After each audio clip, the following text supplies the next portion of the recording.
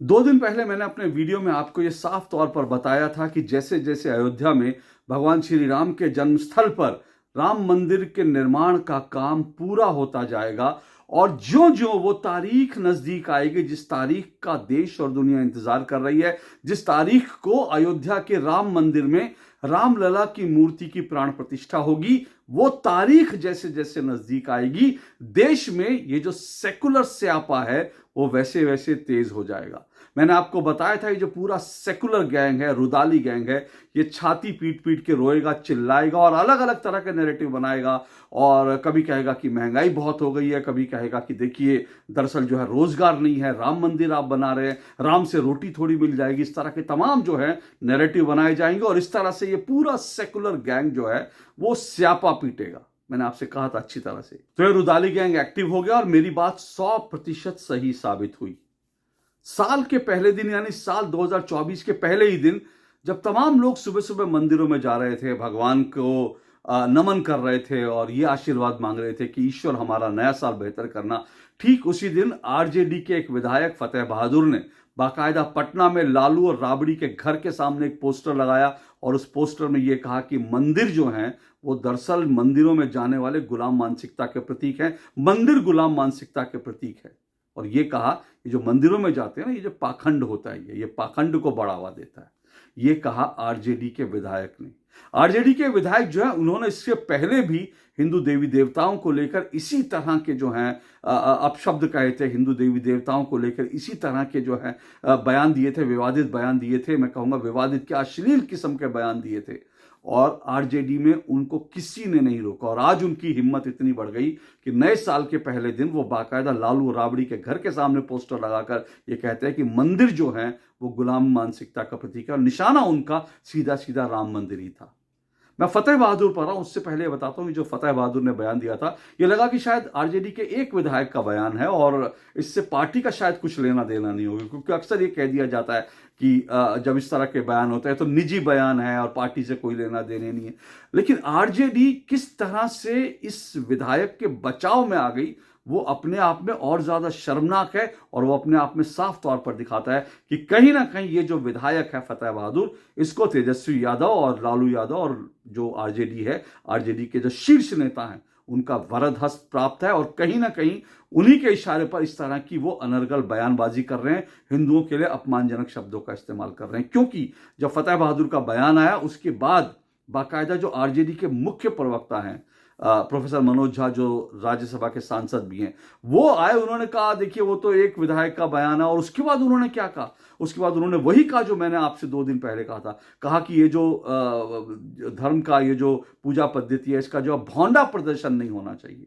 तो भौंडा प्रदर्शन आप किसको कह रहे हैं, किसको कह रहे हैं भौंडा प्रदर्शन? अगर देश में देश विदेश के तमाम हिंदू जो हैं भगवान श्री राम के जो जन्मस्थल है, जहां पर 500 साल बाद जो है उनका मंदिर बनने जा रहा है, अगर वहां पर वो लोग जा रहे हैं, अपनी आस्था को प्रकट कर रहे हैं और अगर पूजा पाठ कर रहे हैं, वो लोग अगर अयोध्या को सजा रहे हैं, तो इसमें भौंडा प्रदर्शन क्या हुआ? इसमें कौन सा भौंडा प्रदर्शन हुआ? लेकिन मनोज झा ने कहा कि देखिए भौंडा प्रदर्शन। और उसके बाद उन्होंने क्या कहा, वही बात जो मैंने कही थी। उसके बाद उन्होंने कहा कि अगर इस प्राण प्रतिष्ठा के बाद भगवान श्री राम भी इस लोक पर आ जाएंगे, पृथ्वी पर आ जाएंगे, तो बीजेपी से यही सवाल पूछेंगे कि भाई देखिए इतनी महंगाई क्यों है।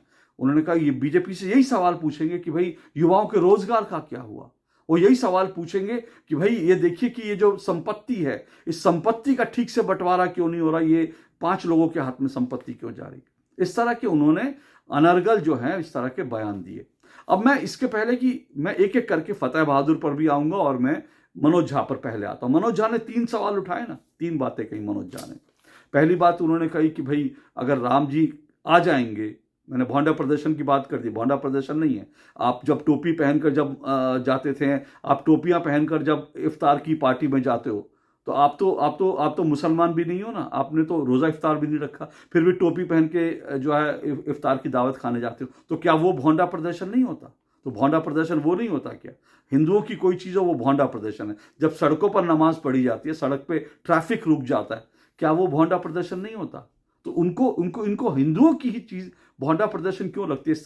इस तरह के बेहुदा शब्दों का इस्तेमाल ये कैसे हिंदुओं के लिए कर सकते हैं, ये सोचिए। लेकिन अब मैं इनकी तीनों बातों पर और आता हूं जो इन्होंने कहा। मैं कि भाई रोजगार की बात, दूसरी बात महंगाई की बात, इसको लेकर मैं बड़े स्पष्ट तौर पे जवाब दे चुका हूं।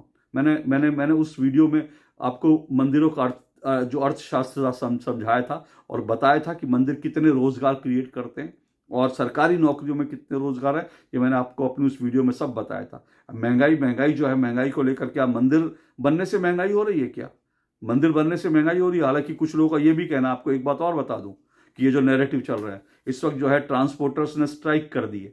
और ट्रांसपोर्टर की स्ट्राइक जो है वो इसलिए है कि वो कहते हैं कि जो हिट एंड रन को लेकर जो 10 साल की सजा हुई, क्योंकि केंद्र सरकार ने कानून बनाया कि हिट एंड रन अगर कोई करेगा, अगर किसी को एक्सीडेंट मार के भाग जाएगा तो उसको 10 साल की सजा होगी। इसके खिलाफ ट्रांसपोर्टर्स जो है स्ट्राइक कर रहे हैं। तो कुछ लोगों का अनुमान है कि ये जो ट्रांसपोर्टर्स की हड़ताल इस वक्त हो रही है, राम मंदिर जब का उद्घाटन होने जा रहा है, तो उसका भी वो कह रहे हैं कि कहीं ना कहीं वो राम मंदिर के जो पूरा जश्न है उसमें रंग में भंग डालने की कोशिश है, ताकि महंगाई बढ़ जाए और फिर ये कहें कि देखो ये मंदिर बना रहे थे और महंगाई, क्योंकि ट्रांसपोर्टर सब चीज़ों का एक्सपोर्ट करते हैं ना, और ट्रांसपोर्टर में ज़्यादातर वही लोग हैं जिन्होंने किसान आंदोलन किया था। तो ये पर मैं इस विषय पर बाद में आऊँगा, क्योंकि अभी इसके इम्पैक्ट क्या होंगे, ट्रांसपोर्टर स्ट्राइक कब तक चलेगी मुझे नहीं मालूम, अगले 1-2 दिनों में जैसे जैसे डेवलपमेंट होगी मैं इस पर आऊँगा।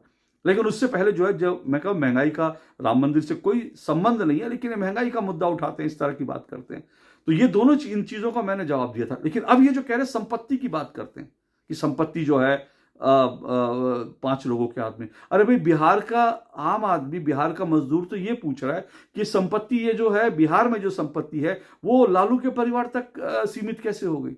अभी जो है लालू यादव के जो दोनों बेटे हैं उन्होंने अभी अपनी संपत्ति की घोषणा की।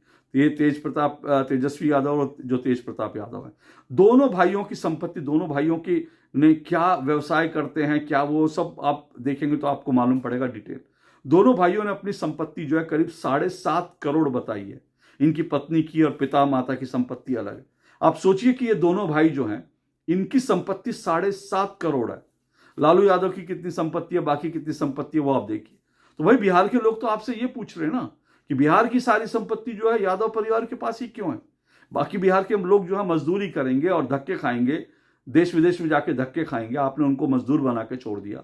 और बाकी आप कह रहे हैं कि देश की संपत्ति, तो पहले आप जवाब दीजिए मनोज जी, पहले आपको जवाब देना चाहिए कि बिहार की संपत्ति जो है एक यादव परिवार के पास क्यों है। तो ये तो बात हुई मनोज झा की। अब मैं आता हूं फतेह बहादुर पर। ये जो आरजेडी का विधायक फतेह बहादुर है, ये फतेह बहादुर जो है ये इस तरह के बयान पहले भी देता आया है। और पहले इसने क्या कहा था, इसने माँ सरस्वती के लिए, मतलब हमने तो स्कूलों में सरस्वती माँ की प्रेयर गाई, हमने उनकी प्रार्थना की। माँ सरस्वती, पढ़ने लिखने वाले लोग जो है माँ सरस्वती को प्रणाम करते हैं रोज। स्कूलों में माँ सरस्वती की तस्वीरें लगी होती हैं। तो इस जाहिल आदमी ने क्या कहा, इसने कहा कि ये जो माँ सरस्वती है चरित्रहीन है। आप सोचिए, जिनको हम माँ कहते हैं, जिनकी हम पूजा करते हैं, उनको ये आरजेडी का जो है लंपटबाज नेता ये सीधा सीधा कहता है चरित्रहीन माँ सरस्वती है। अब मैं इन शब्दों का इस्तेमाल कर रहा हूँ, मुझे नहीं करना चाहिए, लेकिन गुस्सा आता है। मतलब हम हिंदू कब तक इस तरह से गाली खाते रहेंगे, कब तक हमारे देवी देवताओं का इस तरह से अपमान होता रहेगा। तो गुस्सा आता है, इसलिए इस तरह के शब्द नीचे निकल जाते हैं मुंह से। विष्णु जी को कहा चरित्रहीन थे, माँ सरस्वती चरित्रहीन थी, ये इस तरह के इसने बयान दिए। पहले इसने कहा था कि जब भारत गुलाम हुआ था तो माँ दुर्गा कहाँ चली गई थी। भगवान राम को एक बार फिर इसने कहा कि काल्पनिक है भगवान राम, कोई भगवान राम नहीं।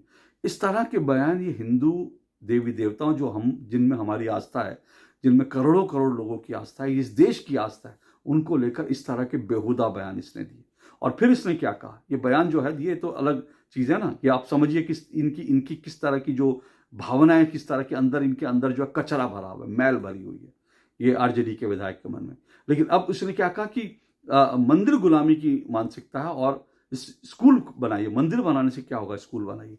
अब देखिए वही नैरेटिव आ रहा है ना कि रोजगार नहीं है, रोजगार दीजिए, मंदिर बना के क्या करेंगे, जो है महंगाई है, रोटी थोड़ी मिल जाएगी, वही सारे नैरेटिव है जिनका मैंने जिक्र किया। अब कह रहा है, ये आदमी कह रहा है कि स्कूल बनाइए, मंदिर से क्या होगा। अब सोचिए, स्कूल और मंदिर का, यूं तो स्कूल भी जो है, मैं तो मानता हूं कि स्कूल भी एक तरह के मंदिर होते हैं, और मंदिर जो है वो भी एक तरह के शिक्षालय होता है। मंदिरों में जाकर भी बहुत कुछ सीखने को मिलता है, और बहुत सारे मंदिरों में जो है स्कूल चलते हैं और स्कूलों में मंदिर होते हैं। तो इन दोनों को लेकर के आप विपरीत देखें, वो कोई, इसका कोई तर्क नहीं है। लेकिन इस आरजेडी के विधायक ने दरअसल दिखाने की कोशिश किया, ये दिखाने की कोशिश किया कि जो मंदिरों में जाते हैं वो जाहिल गंवार होते हैं, और जो है स्कूल जाइए तो पढ़े लिखे हो जाएंगे, और पढ़ने लिखने से जो है आप रैशनलाइज हो जाएंगे और आपकी बुद्धि खुल जाएगी और तब आप मंदिर को नहीं मानेंगे। इस तरह का जो है इसने दिखाने की कोशिश की है कि पढ़े लिखे लोग जो हैं वो मंदिर को नहीं जाते, जो गंवार होते हैं, जिनको शिक्षा नहीं होती, जो बेवकूफ़ होते हैं, वो मंदिर जाते हैं। ये इसने साबित करने की कोशिश की। अब जिस दिन इसने ये बयान दिया उसी दिन का मैं आपको एक वीडियो दिखाता हूं। ये वीडियो देखिए।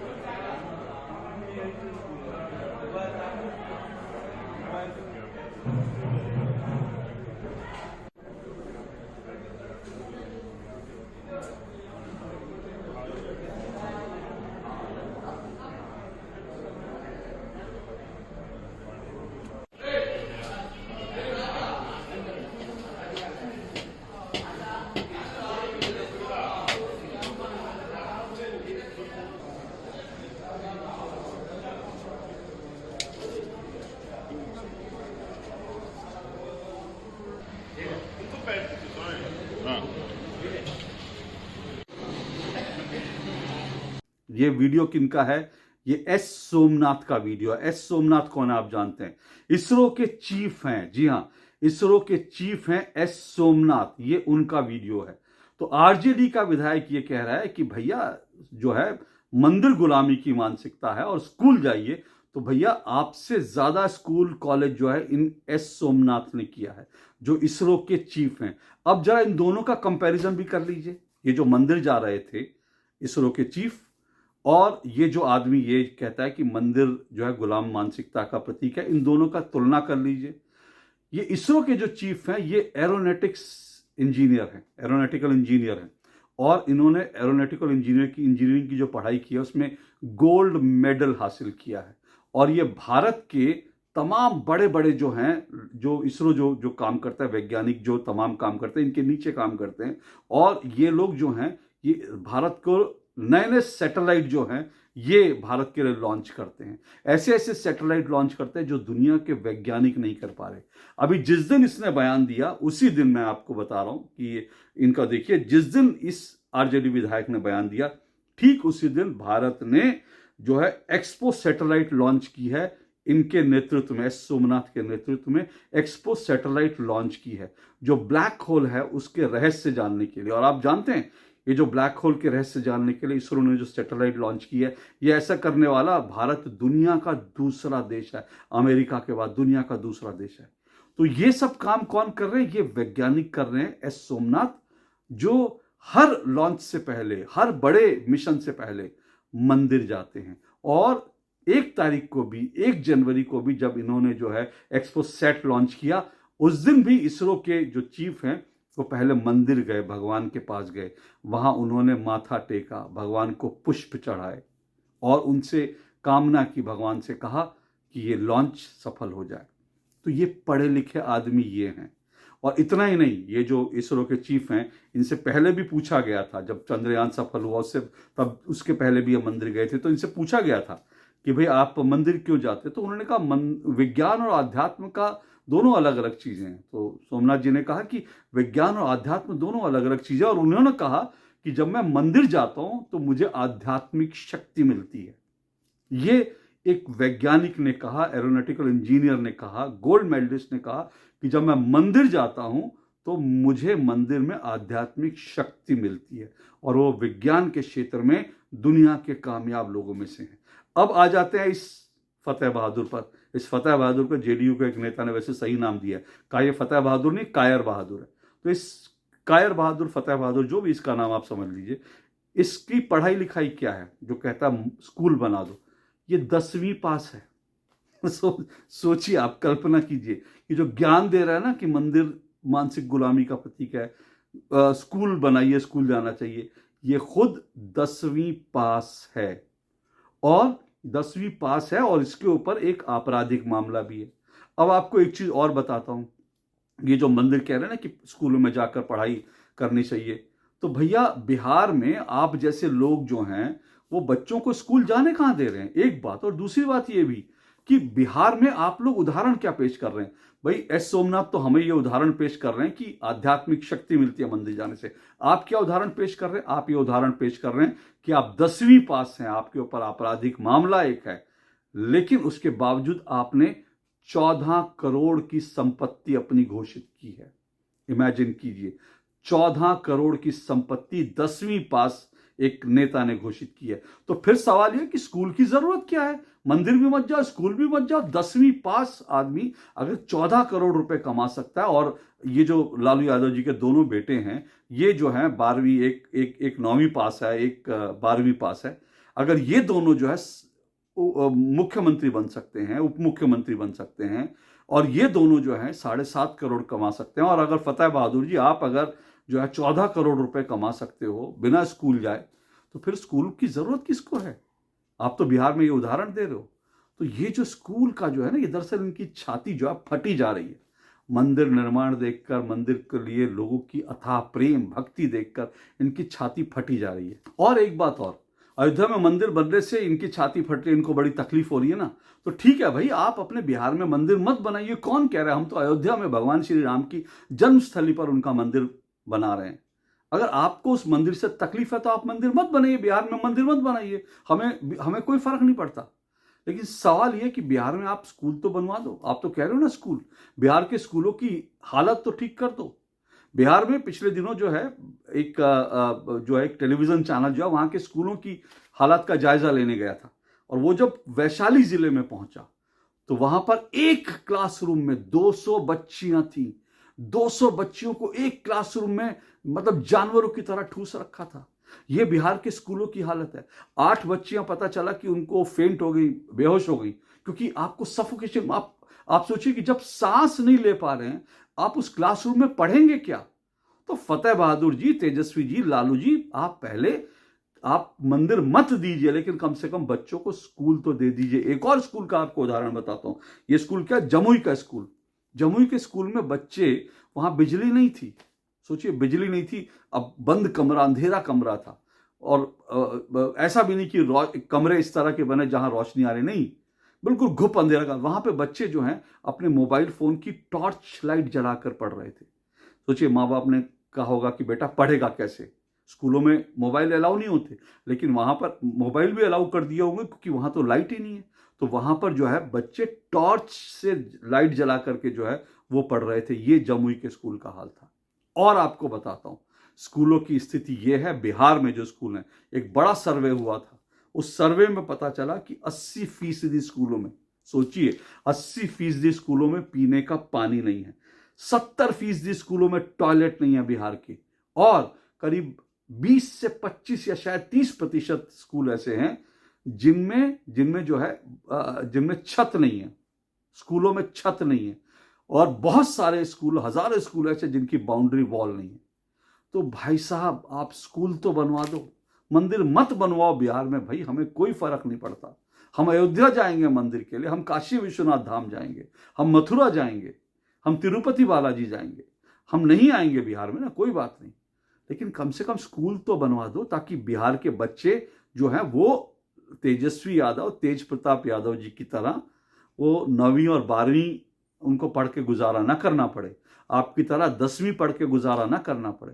क्योंकि आप तो विधायक बन के आपने तो 14 करोड़ रुपए कमा लिए, और तेजस्वी और तेज प्रताप जी ने भी जो है 7.5-8 करोड़ की संपत्ति बना ली 12वीं के ऊपर बिना पढ़े हुए। लेकिन बिहार का आम जो बच्चा है, जो 12वीं के बाद ग्रेजुएशन भी कर लेता है, वो तो मजदूर बन रहा है ना। उसके लिए कुछ कर दीजिए, मंदिर के लिए आप मत कीजिए, आपसे कोई मंदिर नहीं मांगे, आप इन बच्चों का भला कर दीजिए, बिहार के मजदूरों का भला कर दीजिए। ये सिचुएशन है। तो आप समझिए कि ये जो इनकी छाती फटी जा रही है ना, ये जो इनका दर्द है, जो पीड़ा है, क्या है। और ये अपने जो मुस्लिम वोट बैंक है उसको लुभाने के लिए हिंदुओं को लगातार गाली दे रहे हैं, लगातार गाली दे रहे हैं। पर कब तक हिंदू सहन करेगा, ये सोचिए।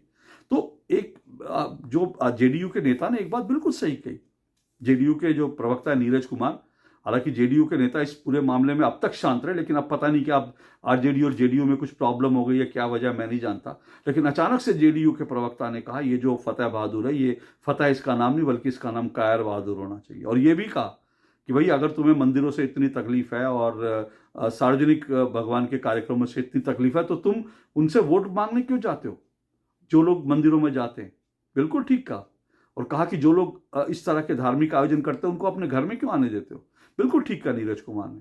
लेकिन नीरज कुमार के कहने से बात नहीं बनेगी, ये आपको सोचना है, जो वोट देते हैं आपको सोचना है कि जो आपकी धार्मिक आस्थाओं का आदर नहीं करता वो आपके घर वोट मांगने आ जाता है और आप उसको वोट दे देते हो। ये आपको सोचना है कि आप उसको, ऐसे आदमी को जो आपके देवी देवताओं का अपमान करे, उसको आप वोट क्यों दे रहे हैं, ये आपको सोचना है। और अंत में एक बात, ये जो फतेह बहादुर का, ये पूरी इनकी राजनीतिक चाल है।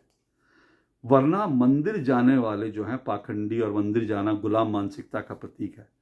तो भाई साहब इनसे पूछा जाना चाहिए कि लालू यादव, तेजस्वी यादव अपने परिवार को लेकर मंदिर मंदिर काहे घूम रहे हैं, ये इनसे ज़रूर पूछा जाना चाहिए। आपको कुछ तस्वीरें दिखाता हूँ, ये तस्वीरें देखिए। ये तस्वीर जो है ये तेजस्वी यादव की तस्वीर है। ये कब की तस्वीर है आपको ये भी बता देता हूँ। ये जो तस्वीर है ये 9 दिसंबर की है। 9 दिसंबर को बाकायदा अपने सोशल मीडिया पर तेजस्वी यादव ने तस्वीरें अपलोड की हैं। 9 दिसंबर को तिरुपति बालाजी जाते हैं तेजस्वी यादव सपरिवार, अपने भाई, अपनी माँ, पिताजी को लेकर, और वहां पर जाकर अपने बाल भी, क्योंकि तिरुपति में जो लोग आस्थावान लोग जाते हैं वो अपने बाल वहां पर डोनेट करते हैं, बाल देते हैं। तो वहां पर जाकर इन्होंने बाकायदा बाल भी दिए। तो तिरुपति बालाजी, ये जो तेजस्वी यादव, लालू यादव जी गए थे अपने परिवार के साथ, तो भैया फतेह बहादुर जी क्या ये गुलामी की मानसिकता के तहत गए थे या ये पाखंड करने गए थे, ढोंग करने गए थे? और फिर इसके पहले अकेला मामला नहीं है, उसके पहले जब मुंबई में जब इस इंडिया अलायंस की बैठक थी, तब भी जब तेजस्वी यादव और लालू यादव वहां गए थे मुंबई में, तो सिद्धि विनायक मंदिर पहुंचे थे। तो मंदिर जाते हैं, सब जाते हैं, लालू परिवार जाता है, खूब मंदिर जाता है। लेकिन आपका विधायक कह रहा मंदिर गुलाम मानसिकता का प्रतीक है। तो सोचिए क्या उस विधायक की इतनी हैसियत है, उसकी ऐसी औकात है कि जिस धर्म में आस्था लालू यादव जी की हो, तेजस्वी यादव जी की हो, जिन मंदिरों को ये जाते हो, उन मंदिरों को लेकर इस तरह का अपशब्द एक अदना सा विधायक कर दे। तो अब इसका मायने क्या? इसका मायने साफ है कि या तो इनका वरद हस्त मिले कि तुम इस तरह के बयान दो ताकि मुस्लिम वोट हमें मिले, हम तिरुपति बालाजी जाएंगे क्योंकि हमारी आस्था है, लेकिन हमें वोट भी चाहिए मुसलमानों को, तो तुम जो है गाली देता रहो। या तो ये बात है, या फिर दरअसल ये जो है इतना बड़ा आदमी हो गया विजय बहादुर, फतेह बहादुर, कि ये लालू और उनको भी इस तरह के अपशब्द कह देते हैं और इसकी हैसियत इतनी बड़ी है। अब दोनों में से सच क्या हो सकता है ये आप सोच लीजिए, मैं आपके विवेक पर छोड़ता हूँ। लेकिन फिर कह रहा हूँ कि जो इस तरह के लगातार हिंदुओं के देवी देवताओं को जो अपमानित करने के लिए, जो हिंदुओं को जो है नष्ट करने के, सनातन को नष्ट करने, सारे जो बयान दे रहे हैं ना, इन बयानों को समझिए और इन बयानों पर ज़रूर जो है अपनी प्रतिक्रिया सही समय पे दीजिएगा।